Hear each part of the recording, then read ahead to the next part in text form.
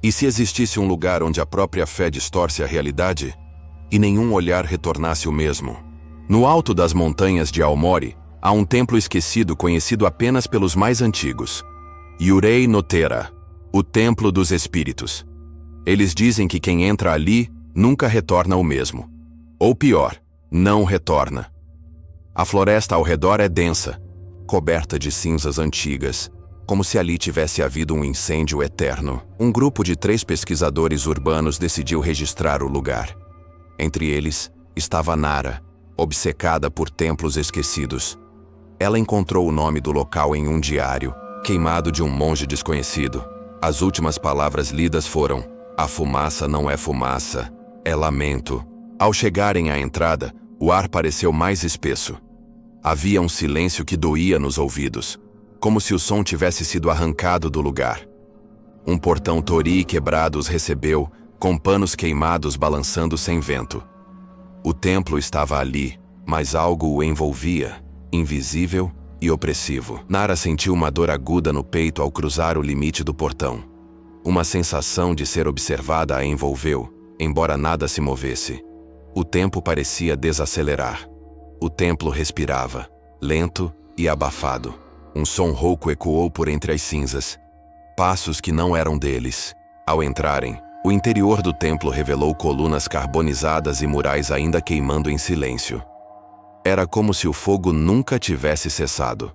No centro, havia uma estátua coberta por véus pretos, e gravada na parede, uma frase: "Aqui, a alma se desfaz." Ninguém ousou tocá-la. Ao redor da estátua, círculos de sal e cinzas formavam símbolos desconhecidos. Nara fotografava, mas as imagens vinham distorcidas. Vozes baixas, sem idioma reconhecível, começaram a surgir. Um dos pesquisadores, Léo, cobriu os ouvidos e gritou: "Eles estão dentro da minha cabeça!" O grupo tentou sair, mas a porta havia desaparecido. No lugar, apenas parede. O templo parecia se reconfigurar, mudando de forma. Nara notou que as sombras haviam se multiplicado. Havia mais figuras do que pessoas ali. Algumas pareciam estar ajoelhadas, murmurando. Uma das figuras sombrias se levantou lentamente e apontou para Nara. Ela sentiu algo se desprender dentro dela. Memórias da infância desapareceram em segundos. Cada respiração dentro do templo era como abrir mão de si mesma. E o tempo, ali não seguia lógica. Léo correu em direção ao altar central e tocou o chão. Imediatamente foi puxado para baixo por mãos cinzentas. Seus gritos foram abafados por cantos que não vinham de ninguém. Nara tentou ajudá-lo, mas sentiu que seus braços se tornavam transparentes. A identidade estava se dissolvendo. Restava apenas Nara e Ayumi, a terceira integrante. Tremendo, elas se esconderam atrás de um pilar rachado. Nara segurava o diário queimado do monge e o abriu novamente. Agora, novas páginas haviam surgido. Nelas, seus nomes estavam escritos, seguidos da frase: "Elas já estavam aqui antes." As novas páginas descreviam tudo o que elas haviam vivido até então, mas com datas antigas: 1937, 1958, 1984. Sempre em trios, sempre com o mesmo fim. O templo era um ciclo, uma armadilha ritual que apagava e reiniciava as almas dos que ousavam entrar. Ayumi quis queimar o diário, mas o papel não pegava fogo. A tinta escorria como sangue e caía no chão, criando novas inscrições. Nara percebeu. O templo alimentava-se da presença humana. Precisava que alguém ficasse para que o ciclo se completasse. O chão tremeu. As colunas começaram a ruir. Vozes gritavam, agora em coro, como se o templo estivesse acordando de um longo sono.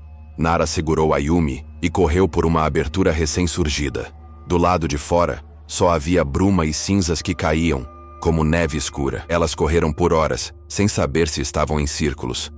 A floresta parecia se mover com elas. Finalmente, avistaram um torii caído, marcado com as palavras: "Voltar é trair." Mas era a única saída.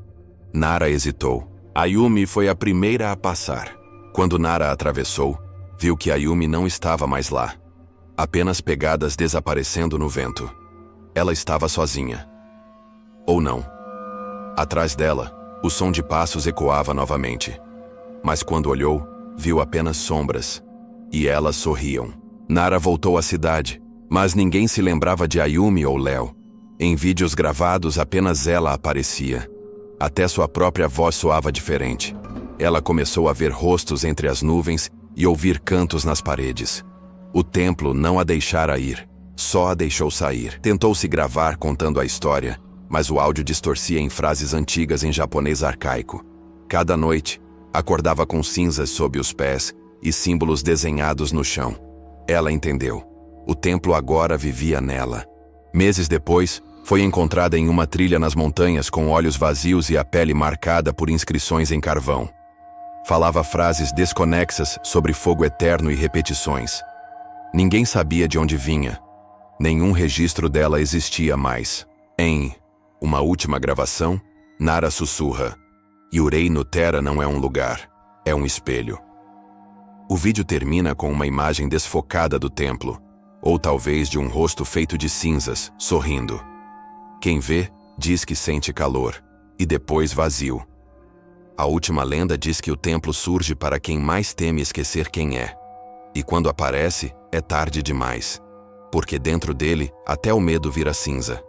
E ninguém volta igual.